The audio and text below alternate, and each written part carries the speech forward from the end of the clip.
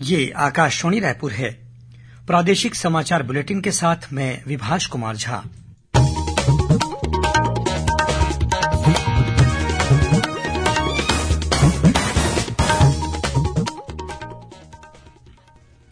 और अब पेश है आज के मुख्य समाचार। भारतीय विशिष्ट पहचान प्राधिकरण ने आगामी 14 जून तक आधार कार्ड में निःशुल्क ऑनलाइन संशोधन करने की दी अनुमति। प्रदेश में अपराधों के अन्वेषण के लिए जल्द उपलब्ध होगी नार्को टेस्ट की सुविधा। सुकमा जिले में 5 लाख रूपये की इनामी महिला माओवादी कमांडर ने किया आत्मसमर्पण। और पश्चिमी द्रोणिका के प्रभाव से प्रदेश के कुछ स्थानों पर गरज चमक के साथ पड़ी हल्की बौछारें। अगले 3-4 दिनों तक गर्मी कम रहने के आसार।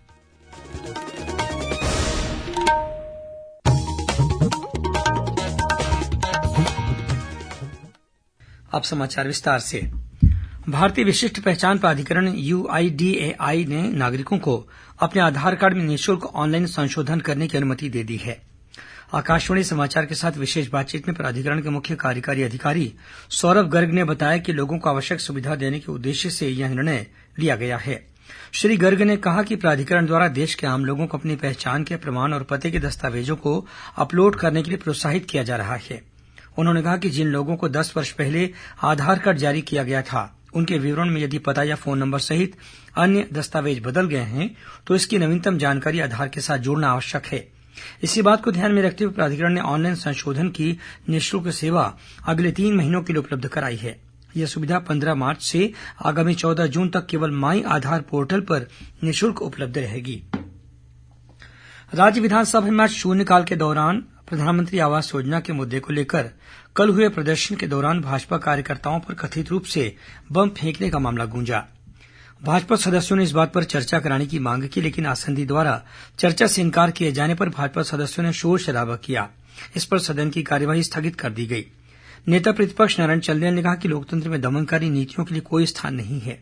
उन्होंने आरोप लगाया कि भाजपा कार्यकर्ताओं को लक्ष्य करते हुए बम फेंका गया और आंसू गैस के गोले छोड़े गए, जिससे कुछ कार्यकर्ता घायल भी हो गए थे। वहीं इस मुद्दे पर प्रदेश के पूर्व मुख्यमंत्री डॉक्टर रमन सिंह ने आरोप लगाया कि भाजपा के प्रदर्शनकारियों को लक्ष्य करके बम फेंकने की घटना स्वीकार करने योग्य नहीं है। उन्होंने कहा कि प्रधानमंत्री आवास योजना के लिए राज्य का अंश नहीं देने के कारण हितग्राही अपने मकानों से वंचित हो रहे हैं। उन्होंने कहा कि इस मुद्दे पर स्थगन प्रस्ताव के तहत चर्चा कराई जानी चाहिए, लेकिन विधानसभा उपाध्यक्ष संतराम नेताम ने इसे अग्राह्य कर दिया। इसके बाद विपक्षी सदस्यों के शोर शराबे के कारण सदन की कार्यवाही 5 मिनट के लिए स्थगित करनी पड़ी। आज सदन में बेरोजगारी के मुद्दे पर भी विपक्ष ने सरकार को घेरने की कोशिश की। इस विषय पर सरकार ने सदन में स्वीकार किया कि जिस संस्था के आधार पर बेरोजगारी के आंकड़े तय किए जाते हैं उसे शासकीय मान्यता नहीं है। सरकार के इस बयान पर विपक्ष ने सवाल किया कि जब संस्था को मान्यता नहीं है तो उसके आंकड़ों को आधार बनाकर सरकार द्वारा विज्ञापन क्यों जारी किया गया।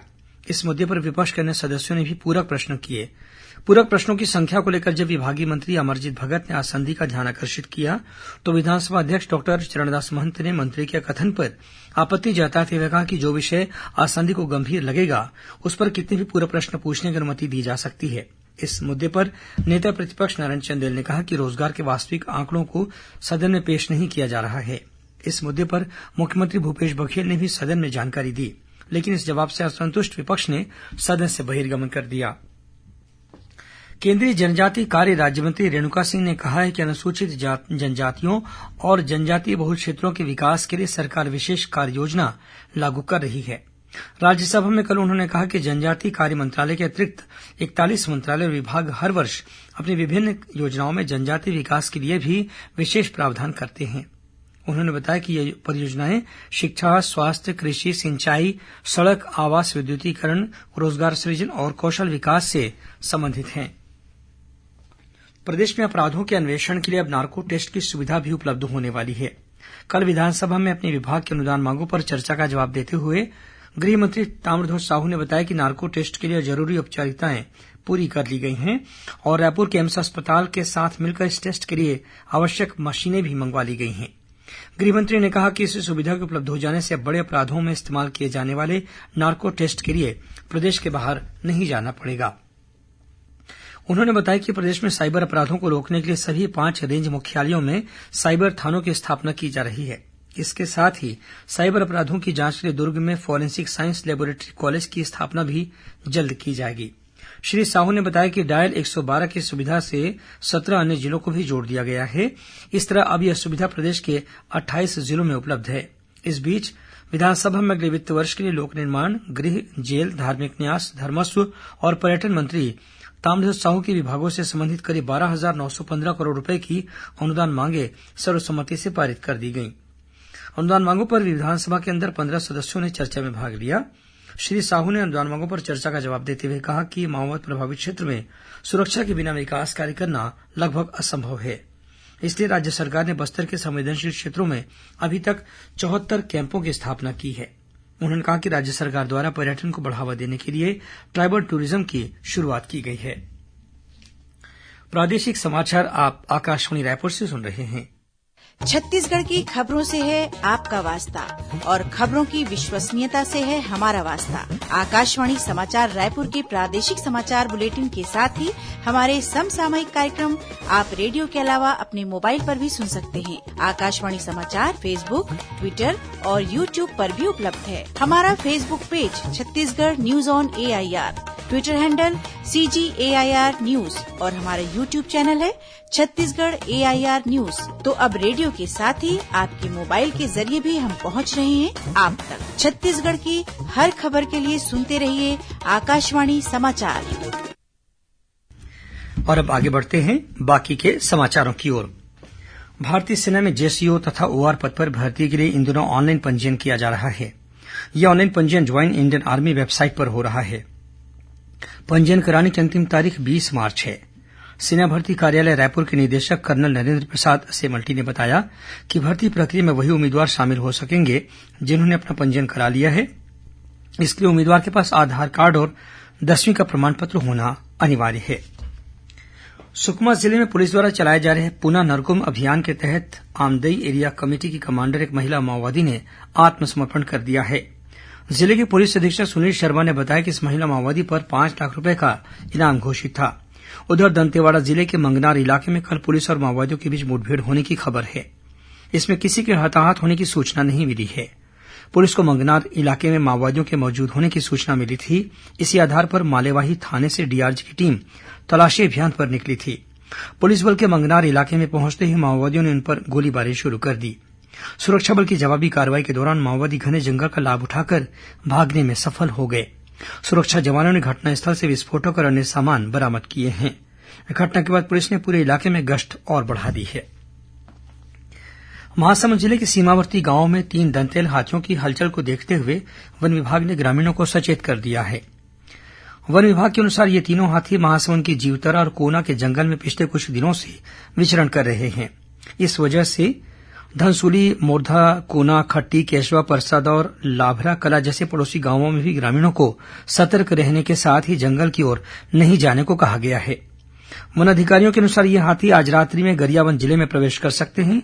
इसलिए गरियाबंद जिले के बम्हनदेही, बोरीद, गुंडरदेही और सरकड़ा गांव में भी मुनादी कराकर ग्रामीणों को सतर्क कर दिया गया है। उधर धमतरी जिले के चरगांव, तुम्बाहरा और गचकनहार जैसे वन ग्रामों में भी जंगली हाथियों की हलचल देखी जा रही है। कल शाम नगरीय क्षेत्र में एक हाथी के आ जाने पर ग्रामीणों ने किसी तरह भागकर अपनी जान बचाई। वन विभाग ने ग्रामीणों को सचेत रहने के लिए मुनादी करा दी है। और पेश है मौसम का हाल। पश्चिमी द्रोणिका के प्रभाव से प्रदेश में अगले 3-4 दिनों तक गर्मी कम रहने की संभावना है। मौसम विभाग के अनुसार द्रोणिका के कारण प्रदेश में इन दिनों बादल छाए हुए हैं। वहीं रायपुर, जगदलपुर और मुंगेली सहित कुछ स्थानों पर आज गरज चमक के साथ हल्की बौछारें पड़ने के समाचार भी मिले हैं। अगले 24 घंटों के दौरान प्रदेश के मैदानी इलाकों में बादल छाए रहने के साथ ही कुछ स्थानों पर हल्की बूंदाबांदी होने की संभावना है। वहीं 1-2 स्थानों पर अंधड़ के साथ ओलावृष्टि होने के भी आसार हैं। कुछ खबरें संक्षेप में सुन लीजिए। प्रयास आवासीय विद्यालयों में अगले शिक्षा सत्र के तहत सभी वर्गों के विद्यार्थियों के 9वीं कक्षा में प्रवेश के लिए ऑनलाइन आवेदन 29 मार्च तक आमंत्रित किए गए हैं। इसके लिए परीक्षा 30 अप्रैल को होगी। रायपुर कलेक्टर डॉक्टर सर्वेश्वर भूरे ने जिले के आमजनों की सुविधाओं को ध्यान में रखते हुए जिला स्तरीय जनसमस्या निवारण शिविर आयोजित करने के निर्देश दिए हैं। ये शिविर 20 मार्च से 2 जून तक लगाए जाएंगे। मुंगेली में जिला पुलिस द्वारा इन दिनों महिला जागरूकता सप्ताह मनाया जा रहा है। इसके तहत महिलाओं को उनकी सुरक्षा और अधिकारों के विषय में जानकारी दी जा रही है। अंबिकापुर के गांधीनगर थाना क्षेत्र में सकालो गांव के पास ट्रक की टक्कर से मोटरसाइकिल सवार 2 नाबालिग छात्रों की मौके पर ही मौत हो गई। घटना से आक्रोशित ग्रामीणों ने अंबिकापुर प्रतापपुर मार्ग पर चक्का जाम कर दिया। प्रशासन के समझाइश के बाद ग्रामीणों ने अपना प्रदर्शन समाप्त किया। जांजगीर चांपा जिले के नेगुरडीह गांव में कार की टक्कर से सड़क किनारे आग ताप रहे 2 लोगों में से एक की मौके पर ही मौत हो गई। वहीं एक अन्य घायल व्यक्ति को चांपा के अस्पताल में भर्ती कराया गया है। रायपुर के देवपुरी इलाके में ट्रक की टक्कर से दोपहिया सवार स्टाफ नर्स की मौके पर ही मौत हो गई। पुलिस ने ट्रक चालक को गिरफ्तार कर लिया है। और जगदलपुर में पुलिस ने अंतर्राज्यीय गिरोह के 3 सदस्यों को चारामा के पास गिरफ्तार कर उनके पास से 33 किलो गांजा बरामद किया है। तीनों आरोपी यात्री बसी गांजा लेकर रायपुर आ रहे थे। रायपुर के हिदायतुल्ला राष्ट्रीय विधि विश्वविद्यालय में कल से 19 मार्च तक राष्ट्रीय मूट कोर्ट प्रतियोगिता का आयोजन किया जाएगा। अंत में मुख्य समाचार एक बार फिर। भारतीय विशिष्ट पहचान प्राधिकरण ने आगामी 14 जून तक आधार कार्ड में निःशुल्क ऑनलाइन संशोधन करने की दी अनुमति। प्रदेश में अपराधों के अन्वेषण के लिए जल्द उपलब्ध होगी नार्को टेस्ट की सुविधा। सुकमा जिले में 5 लाख रूपये की इनामी महिला माओवादी कमांडर ने किया आत्मसमर्पण।